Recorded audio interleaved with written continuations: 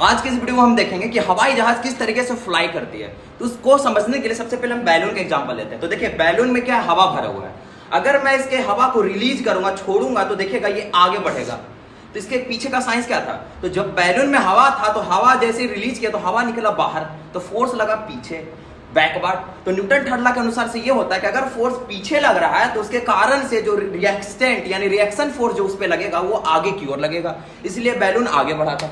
Same तरीके से अगर हम एरोप्लेन में देखें तो एरोप्लेन में ये होता है, एक फैन होता है लगा हुआ, इंजन लगा होता है जिसको बोलते हैं टर्बो फैन इंजन। ये क्या करती है कि आगे की हवा को खींचती है और पीछे फेंकती है। तो जब ये अपने आगे की हवा को खींच के पीछे फेंकेगी तो ये जो एरोप्लेन है वो आगे लिफ्ट होगी, इसलिए एरोप्लेन जो है आगे बढ़ती है। ठीक है, अब आगे तो बढ़ गई एरोप्लेन, ऊपर कैसे उठेगी, तो उसके लिए समझने के लिए सबसे पहले हम ये देखेंगे।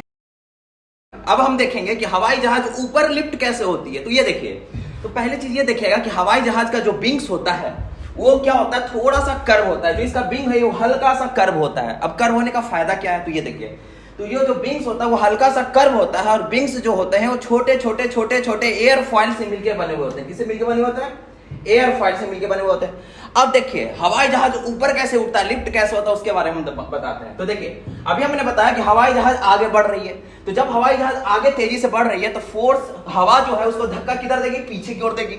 यानी हवाई जहाज का जो पंख है वो आगे की ओर जा रहा है, तो हवा ने पुश किया इसको पीछे, यानी इस पे जो फोर्स लगेगा हवा के कारण से वो लगेगा इधर, इस तरीके से खचाक खचाक, इस तरीके से फोर्स लगेगा।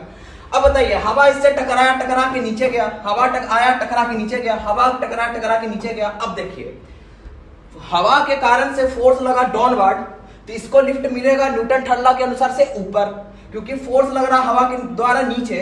तो न्यूटन थर्ड लॉ क्या कहता है कि अगर नीचे फोर्स लग रहा है तो उसका रिएक्शन फोर्स ऊपर लगेगा, तो ये विंग जो होगा वो ऊपर उठ जाएगा। इस तरीके से एरोप्लेन जो है वो ऊपर उठ जाएगा।